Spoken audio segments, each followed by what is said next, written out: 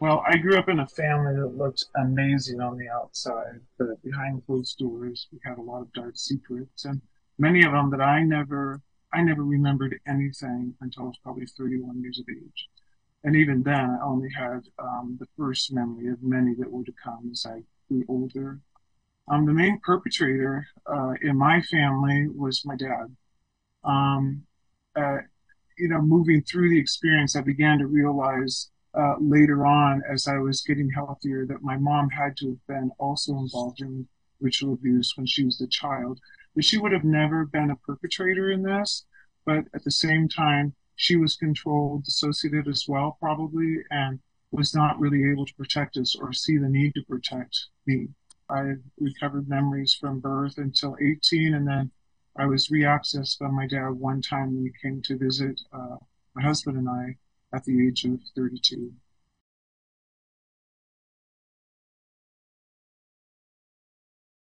So the places where I was abused, I was born in Los Angeles, California.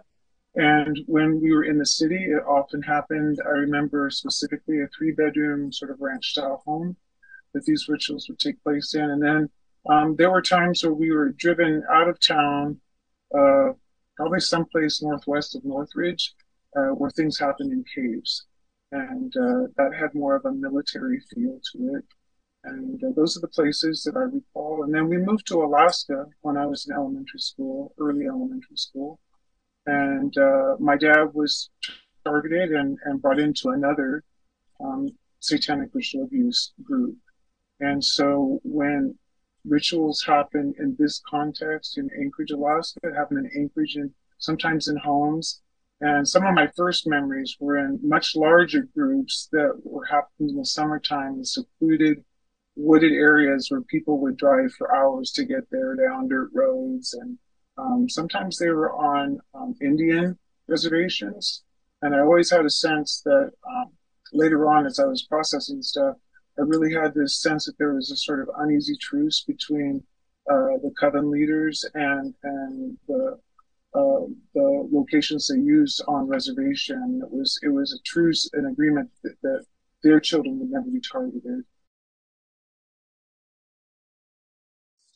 I think the important thing is to consider what types of rituals.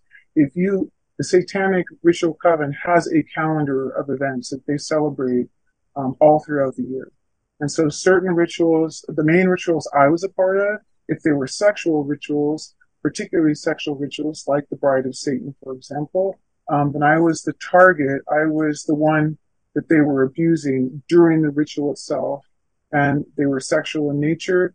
And then always after any kind of ritual, there was kind of a sexual free for all, like an orgy, and I had to be used in those situations.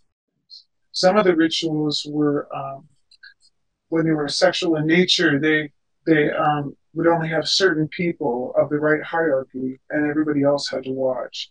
And then it was also important in a sexual ritual that they were looking to see if you could control yourself, especially the men wouldn't have an erection until afterwards, and that showed discipline and certain things. Then, of course, after that, it was open to whatever they wanted. The other nature of the rituals is if you looked at consistency, there was the ritual itself, whichever was required for that particular date in the calendar, and then there was the sexual free for all. And if it was a ritual that did not include sexual stuff, then I was sequestered. But if it did, I was the target. And then the big free for all. And then there was often cannibalism as well. Not always, but cannibalism, sometimes forcing us to eat feces or be urinated on. It was very disgusting and frightening. When I think about the people that are a part of this, these are not people that are blue collar or low on the economic scale. These are people of reputation. They're people that are educated. They're judges. They're lawyers. They're doctors. They're morticians. They're people who work in a hospital that can do all kinds of medical issues. So they had somebody to cover their back in every single way. It could be a chief of police for that matter. So what I have found to believe very strongly that if somebody is the more decrepit and evil they are, the the greater is their representation, that they're above reproach to the rest of the community, to the rest of the city and nation. And it's basically, oh, that person would never do that, you know, and then you're the one, if you say the truth, if they're thinking to you that, oh, you're just some conspiracy theorist, or you've watched too many movies in Hollywood, and that's absolutely not true. And they're set up for that. They set that up so that you will be looked upon as somebody who's crazy and needs to be in a mental institution or something like that. And because of that, I don't, very few people know my full story. And that's one of the reasons why I wanted to be here, because I am a competent person and I have received enough healing, and I've had some amazing, I was co-conscious through the memories that were coming forward. So I remember them, they're not fuzzy. And I really want to fight this. It's horrible.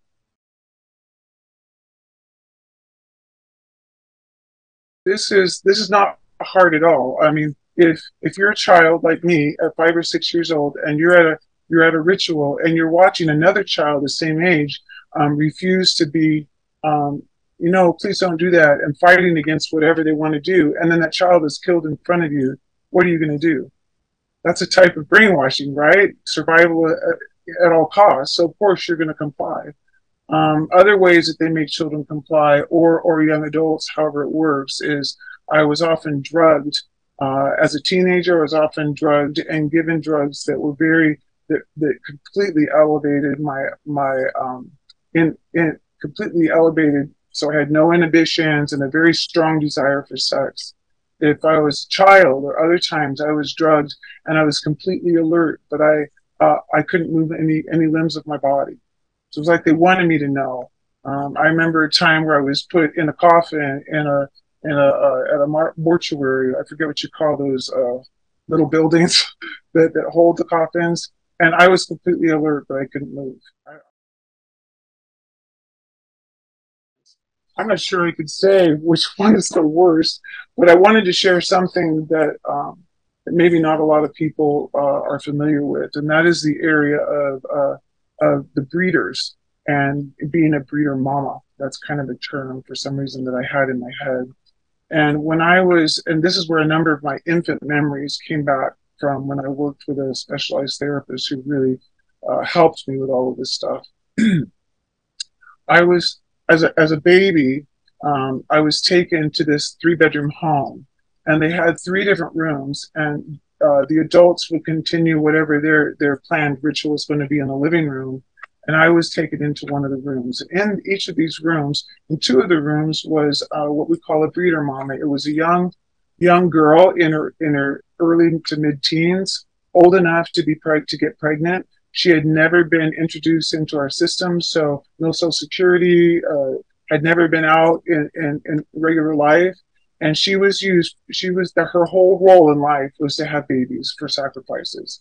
But they were very careful. They didn't, I don't think she knew exactly what happened to the babies, but she had this longing to care for babies. And so they were always promised that, we need your baby, but we will give you other babies that you will be able to nurture and love.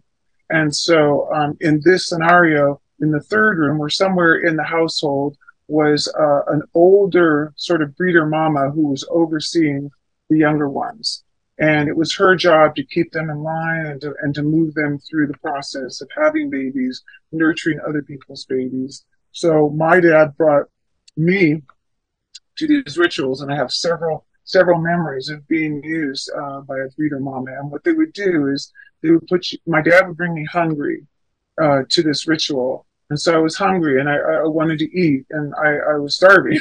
And I would be put in a crib along with maybe some other babies that were brought in the different rooms. And then the young breeder mama would come, and she'd start to nurse me, but then she would stimulate me at the same time.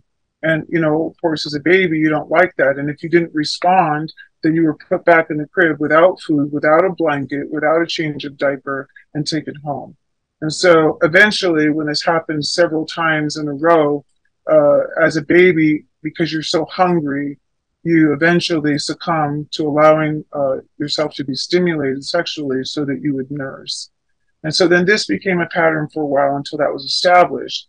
Something else that was quite interesting is that they did not, none of these breeder mamas wore deodorant. And the reason why that's important is because as a baby, I identified by her scent, by her own personal smell, that she was my breeder mama. And so right at the time where this attachment is starting to happen, they would then, to break the attachment process, they would start, the next plan was to bring us into a circle of these three breeder mamas, one of them being the leader. And one of them would nurse, stimulate me, and then if the one, it would start with the one that I was familiar with. Then they would move me pass me around the circle, and then I would cry, and I wouldn't want that. And so again, I'd be put in the crib with no food, no change of diaper, no blanket, in a cold room, and just cry. And so eventually, in order to be fed, this process continued as well. And I even could feel that my personal breeder mama felt jealous because this was like her baby. So the dual purpose of this was to break attachment for me as the baby, but also break attachment for these mamas, so they didn't get attached to any one baby, because they were going to cycle through a whole other group of them. And they kept it going so that these young girls stayed, kept building, lactating, and kept building milk so that they could nurse other babies until it was time for them to get pregnant again because they needed another baby to sacrifice. When I was in Alaska and I became a breeder mama, it started as soon as my period. And so I was used as a breeder until I was 14. And I remember memories of one in particular where I was pregnant, and I was maybe 4 months along, and people will ask, well, how can that be true? I mean, couldn't people know that you were pregnant? They didn't wait till full term, people. And especially a child they're not going to show. They're not going to show until maybe after 6 months. And so they would often take the baby between, probably as late as 6 months, but maybe earlier if they were desperate or they needed a sacrifice. And so in one memory in particular, I was pregnant, and I was in the picture. I was in a military hospital in Alaska outside of Anchorage, and I remember that I was pregnant, and they said, well, we need to check you out and see if you're okay. There was a medical doctor, and they're saying, oh no, the baby's not going to make it. And so I was kind of put under, and I couldn't see what was going on. I was crying. I was asking, is the baby going to be okay? And they said, oh, I'm so sorry, we lost the baby. And then 3 or 4 months later, get this, 3 or 4 months later, we're at this regular secluded wooded area that we went camping to all those years, every year. And when I went to a ritual that my dad, that I was programmed to go to, my dad was not there, but these other people who were more high up said, well, let's walk up and let's go to this lookout. And at the top, in this place at the top of the hill where two rivers come together, which is supposed to be a standard place where they meet. I was looking out over, and somebody was carrying a baby, and and I thought, oh, that's so nice, and they let me hold the baby, and as we were walking up, and I thought, oh, this is really cool. And we walked up and we were looking out, and just looking at the scenery, and the head of the coven, which I didn't really recognize that at the time, because the head of the coven and his wife also intentionally became our best friends. So I just saw him as somebody I knew and respected. And he was a lawyer, by the way. And so, just what I'm talking about, upper class, well educated. And so we were kind of looking out over the cliff, and he said, well, can you see down below? Let's step a little closer. And I said, well, I'm feeling uncomfortable because I have the baby. And he says, well, I'll hold the baby for a minute. So we both stepped forward, and then he dropped the baby and let the baby fall as a sacrifice. And then I realized that was my baby that they took 3 months earlier. So it's pretty sad. They used me as a breeder until I was 14. I was in a relationship with another teenage boy, and it was not a healthy relationship. It was that I thought that I got pregnant because we had been intimate a few times.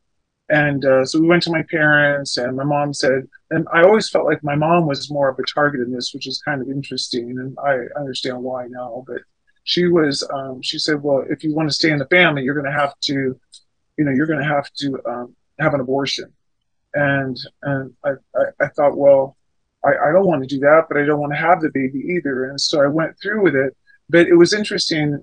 She took me into the hospital, snuck me in the back door. She was a hospital administrator at this point. Snuck me in the back door and took me up to the doctor's office. And he was very cold-hearted. Well, you won't want to get pregnant again, for at least another 6 months. And you're young and you're small, so we're going to stick something in to dilate you, and it will be painful. And then we'll bring you back tomorrow to do the procedure.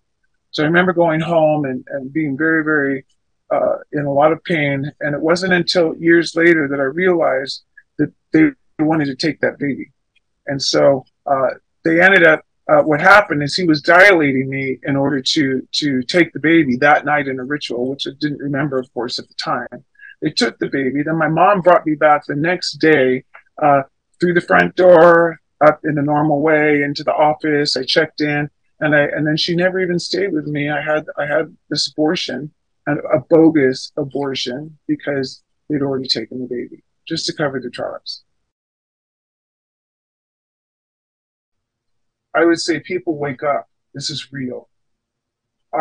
If you heard me talking, I'm competent. I know what I'm talking about. I've walked through this, and I help other people walk through this as well. And this is not a make believe. This is not too many movies. This is not I read too many Robert Ludlum novels. This is real, and this happens. And a lot of times when we think about somebody who's above reproach, and we say to ourselves, "That person could never have done that." Well, think about all the other people that have come out in the news. You think, "Oh my gosh, I never thought that about them." This is the same case here, people. And the thing you need to realize is that we don't want to believe it. How long did it take for all of us to embrace the idea of sex trafficking? A long time, 20 years probably, before we were willing to realize, okay, this is true. People, this is a type of sex trafficking, but it's even worse. Well, I can't say it's worse. It's different, but it's the same idea. And so my plea is that you will listen to this story, that you will listen to the documentaries, that you will see the different dimensions of how